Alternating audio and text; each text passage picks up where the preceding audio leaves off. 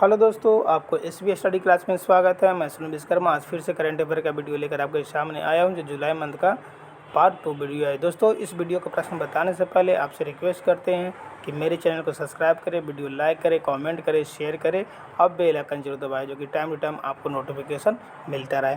दोस्तों, देर न करते हुए चलते हैं प्रश्नों की तरफ। पहला प्रश्न क्या कह रहा है कि किस संस्थान ने हाल ही में कोविड-19 के प्रबंधन के लिए आयुष प्रथाओं का संग्रह जारी किया है। तो कौन सा संस्थान है? वो है नीति आयोग। नीति आयोग की तरफ से है कोविड-19 के प्रबंधन के लिए आयुष प्रथाओं का संग्रह जारी किया गया है। इसका नोट में क्या दिया हुआ है, नोट में देखते हैं। भारत सरकार के थिंक टैंक नीति, क्या है? थिंक टैंक नीति आयोग ने कोविड-19 के प्रबंधन के लिए आयुष प्रथाओं का संग्रह जारी किया। यह संग्रह कोविड-19 के खिलाफ देश की लड़ाई को मजबूत करने के लिए भारत के विभिन्न राज्यों और केंद्र शासित प्रदेशों द्वारा अपनाई गई प्रथाओं पर केंद्रित जानकारी प्रदान करता है। ठीक है दोस्तों, चलते हैं नेक्स्ट प्रश्नों की तरफ चलते हैं। दूसरा प्रश्न है, किस संस्था ने परीक्षा संगम नाम से एक पोर्टल लॉन्च किया? कौन सा? परीक्षा नाम से जो है एक पोर्टल लॉन्च किया है, वो है सीबीएसई। सीबीएसई ने क्या किया है? सीबीएसई एक संस्थान है जो परीक्षा संगम नाम से एक पोर्टल लॉन्च किया है। चलते हैं इसके नोट में क्या बता रहा है। केंद्रीय माध्यमिक शिक्षा बोर्ड ने परीक्षा संगम नाम से एक नया पोर्टल लॉन्च किया है। यह पोर्टल परीक्षा से संबंधित सभी गतिविधियों के लिए वन स्टॉप डेस्टिनेशन के रूप में कार्य करेगा। ठीक है, इसके 3 भाग हैं। पहला भाग है स्कूल, जो गंगा से डिनोट किया गया है। दूसरी है क्षेत्रीय कार्यालय, जिसको यमुना से डिनोट किया गया है। और तीसरा है प्रधान कार्यालय, जो सरस्वती के नाम से डिनोट किया गया है। दोस्तों, यह बहुत अच्छा प्रश्न है, वीवीआई प्रश्न है, तो एग्जाम में आने की संभावना है, क्योंकि ये जो है शिक्षा बोर्ड से संबंधित है। अगला प्रश्न है, तीसरा प्रश्न है, कौन सी संस्था निर्माण कंपनियों का ओविकस सर्वेक्षण करती है? तो कौन से करती है ओविकस सर्वेक्षण करती है? वो है आरबीआई। आरबीआई करती है ओविकस सर्वेक्षण। ओविकस का फुल फॉर्म क्या होता है? ओविकस का फुल फॉर्म है order books inventories and capacity utilisation. ठीक है दोस्तों, इसका आप फुल फॉर्म याद कर लीजिएगा कि ओविकस का फुल फॉर्म क्या होता है। ओविकस का फुल फॉर्म क्या होता है। ठीक है दोस्तों,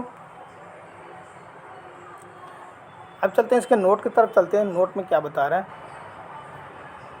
रिजर्व बैंक ने विनिर्माण कंपनियों के अपने ऑर्डर बुक, इन्वेंट्री और क्षमता उपयोग सर्वेक्षण के अगले दौर की शुरुआत की है। इस सर्वेक्षण के परिणाम मौद्रिक नीति निर्माण के लिए बहुमूल्य जानकारी प्रदान करते हैं। ठीक है, ओविकस का 58वां दौर अप्रैल से जून 2022 की अवधि के लिए है। कब से है? अप्रैल और जून के दौर की अवधि के लिए है। चलते हैं अगले प्रश्न की तरफ चलते हैं। किस राज्य केंद्र शासित प्रदेश ने अपने सदस्यों के 66% से अधिक वेतन वृद्धि के लिए विधेयक पारित किया है? तो कौन है? वो दिल्ली है। दिल्ली प्रदेश ने अपने सदस्यों को जो है 66% से अधिक वेतन वृद्धि के लिए विधेयक पारित किया है। इसका नोट में क्या है? दिल्ली विधानसभा ने अपने सदस्यों के 66% के से अधिक वेतन और भत्तों में वृद्धि करने के लिए विधेयक पारित किया है। अगला प्रश्न की तरफ चलते हैं दोस्तों। 5वां प्रश्न है, भारत में राष्ट्रीय उपभोक्ता हेल्पलाइन क्या है? तो हेल्पलाइन क्या है? वो है 1915। ठीक है दोस्तों, 1915 जो है एक राष्ट्रीय उपभोक्ता हेल्पलाइन जारी किया गया है। तो उसको शॉर्ट में क्या बोलते हैं? NCH इसको शॉर्ट में बोलते हैं। इसका फुल फॉर्म होता है नेशनल कंज्यूमर हेल्पलाइन, इसका फुल फॉर्म होता है। इसके नोट में चलते हैं, पढ़ते हैं नोट में क्या डिटेल बता रही है। सेंट्रल कंज्यूमर प्रोटेक्शन अथॉरिटी ने होटल और रेस्तरां को फूड बिल में सर्विस चार्ज ऑटोमेटिकली या डिफ़ॉल्ट जोड़ने से रोक दिया है। उपभोक्ता केंद्रीय उपभोक्ता मामले, खाद्य और सार्वजनिक वितरण मंत्रालय के अनुसार राष्ट्रीय उपभोक्ता हेल्पलाइन NCH 1915 पर या NCH मोबाइल एप्लीकेशन के माध्यम से रिश्वत दर्ज करा सकता है। मतलब कि जो भी क्या होता है, कभी कभी कंज्यूमर की तरफ से कंज्यूमर को जो है कोई भी उपभोक्ता लोग होते हैं वो रिश्वत जो है चार्ज लेते हैं। तो अगर उस रिश्वत को आप शिकायत दर्ज करना चाहते हैं तो 1915 पर आप हेल्पलाइन नंबर पर कॉल कर सकते हैं या फिर NCH एक मोबाइल एप्लीकेशन है उस पर अपना शिकायत दर्ज करा सकते हैं। ठीक है दोस्तों, चलते हैं अगले प्रश्न की तरफ चलते हैं। छठा प्रश्न है EIU ग्लोबल लायबिलिटी इंडेक्स 2022 में भारत में कौन सा शहर पहले स्थान पे है? तो पहले स्थान पे जो है नई दिल्ली है। ठीक है दोस्तों, इसका डिटेल में पढ़ते हैं। यूरोपियन इंटेलिजेंस यूनिट EIU का फुल फॉर्म होता है यूरोपियन इंटेलिजेंस यूनिट ने हाल ही में ग्लोबल लायबिलिटी इंडेक्स 2022 जारी किया है, जिसमें जो है 173 शहरों को उनके रहने की स्थिति के आधार पर रैंक किया गया है। ठीक है दोस्तों, जिसमें 5 भारतीय शहर शामिल किए गए हैं, जो पहला दिल्ली है, दूसरा मुंबई है, तीसरा चेन्नई है और चौथा अहमदाबाद है और पाँचवा बेंगलोर है को इस सूची में शामिल किया गया। ठीक है दोस्तों, जो दिल्ली को जो है 140वें स्थान पर, उसके बाद मुंबई को 141वें स्थान पर और चेन्नई और अहमदाबाद को 142-143 स्थान पे और बेंगलुरु को 146 स्थान पे रखा गया है। इसके अनुसार EIU के अनुसार। और कौन सा जारी किया गया है? ग्लोबल लायबिलिटी इंडेक्स 2022 के अनुसार जारी किया गया है। ठीक है दोस्तों, अब किसने ये ग्लोबल लायबिलिटी इंडेक्स किसने जारी किया है? यूरोपियन इंटेलिजेंस यूनिट की तरफ से जारी किया गया है। ये बहुत अच्छा प्रश्न है, एग्जाम में आने की संभावना है। चलते हैं अगले प्रश्न की तरफ चलते हैं। राष्ट्रीय खाद्य सुरक्षा अधिनियम NFSA के कार्यान्वयन के लिए रैंकिंग सूचकांक में कौन सा राज्य जो है शीर्ष पे है? तो कौन सा राज्य शीर्ष पे है? वो उड़ीसा राज्य है। ठीक है दोस्तों, चलते हैं नोट में चलते हैं। केंद्रीय खाद्य मंत्री पीयूष गोयल, देखिए एग्जाम पूछ देगा कि केंद्रीय खाद्य मंत्री कौन है, तो कौन है? पीयूष गोयल है। ने राष्ट्रीय खाद्य सुरक्षा अधिनियम 2013 के कार्यान्वयन के लिए पहला राज्य रैंकिंग सूचकांक जारी किया है। राज्यों और केंद्र शासित प्रदेशों को वर्ष 2022 के लिए 3 मापदंडों के आधार पर रैंक किया गया है। ठीक है दोस्तों, तो इसमें क्या किया है? 20 बड़े राज्यों और केंद्र शासित प्रदेशों में उड़ीसा सबसे क्या है? ऊपर स्थान पे। उड़ीसा सबसे ऊपर स्थान पे है और 14 छोटे राज्यों और केंद्र शासित प्रदेशों में जो है त्रिपुरा पहले स्थान पे और लद्दाख अंतिम स्थान पे है। ठीक है दोस्तों, चलते हैं नेक्स्ट प्रश्नों की तरफ चलते हैं। 8वां प्रश्न है, हाल ही में खबरों में रहा फील्ड्स मेडल किस क्षेत्र से संबंधित है?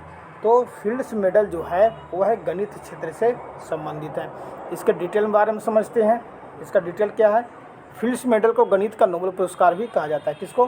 फील्ड्स मेडल को जो है गणित का नोबेल पुरस्कार भी कहा जाता है। यह एग्जाम में आने की संभावना VVI प्रश्न है। जो भी संबंध जो है पुरस्कार से संबंधित होते हैं, ये एग्जाम में आने की संभावना होती है। आगे पढ़ते हैं। इसमें स्विट्जरलैंड में काम करने वाली यूक्रेनी गणितज्ञ मेरिना बियाजोवस्का को 2022 फील्ड मेडल के 4 प्राप्तकर्ताओं में से एक के रूप में नामित किया गया है। किसे? यूक्रेनी गणितज्ञ है मेरिना बियाजोवस्का। ठीक है दोस्तों, अब क्या है, इनको तो एक 4 प्राप्तकर्ताओं में से एक के रूप में इनको नामित किया गया है। फील्ड्स मेडल अंतर्राष्ट्रीय गणितीय संघ द्वारा प्रदान किया जाता है। किसके द्वारा किया जाता है? अंतर्राष्ट्रीय गणितीय संघ के द्वारा जो है ये फील्ड्स मेडल जो है प्रदान किया जाता है, जो गणित में अंतर्राष्ट्रीय सहयोग को बढ़ावा देने के लिए एक अंतर्राष्ट्रीय गैर सरकारी और गैर लाभकारी गणितिक संगठन है। ठीक है दोस्तों, ये जो है एग्जाम में बहुत अच्छा प्रश्न है, VVI प्रश्न है, हम पहले ही बता चुके हैं। तो एग्जाम में आने की संभावना है, तो आप कॉपी में नोट डाउन जरूर करें। ठीक है दोस्तों, चलते हैं नेक्स्ट प्रश्नों की तरफ चलते हैं। डॉक्टर राजेंद्र प्रसाद द्वारा स्मृति पुरस्कार जिसकी हाल ही में घोषणा की गई है किस क्षेत्र से संबंधित है? तो किस क्षेत्र से संबंधित है? वह लोक प्रशासन से संबंधित है। कौन सा स्मृति पुरस्कार? डॉक्टर राजेंद्र प्रसाद स्मृति पुरस्कार। इसके बारे में पढ़ते हैं। केंद्रीय विज्ञान और प्रौद्योगिकी मंत्री डॉक्टर जितेंद्र सिंह ने अकादमिक उत्कृष्टता के क्षेत्र में लोक प्रशासन में doctor Rajendra Prasad memorial award की स्थापना की घोषणा की है।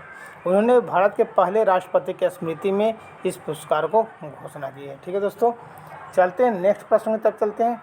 इस वीडियो का लास्ट प्रश्न है, 10वां प्रश्न है। भारत में सेवा उद्योग में 11 वर्षों में सबसे तेज़ वृद्धि किस महीने में दर्ज की गई है? तो है जून 2022 में भारत में सेवा उद्योग में जो है सबसे तेज़ वृद्धि जो है जून महीने में दर्ज की गई है, जून 2022 में। ठीक है दोस्तों, इसका डिटेल है कि मजबूत मांग के बीच जून 2022 में भारत के सेवा उद्योग ने 11 वर्ष में सबसे तेज़ गति से विस्तार किया है। S&P global India service purchasing manager index June में बढ़कर 59.2 हो गया है। ठीक है दोस्तों, जो अप्रैल 2021 के बाद सबसे अधिक है। इस सर्वेक्षण के अनुसार अस्थिर मुद्रास्फीति चिंता का विषय नहीं बनी है। ठीक है, विषय बनी हुई है क्योंकि कीमतों में लगातार 5 वर्षों में सबसे तेज़ दर की वृद्धि है। ठीक है दोस्तों आज का जो है प्रश्न यहीं पर समाप्त होता है। तो दोस्तों हम आपको बोलते हैं क्योंकि मेरे वीडियो को लाइक करें, सब्सक्राइब करें चैनल को और बेल आइकन जरूर दबाएं, जो कि टाइम टू आपको नोटिफिकेशन मिलता रहे। तो thanks for watching my video दोस्तों। जय हिंद दोस्तों।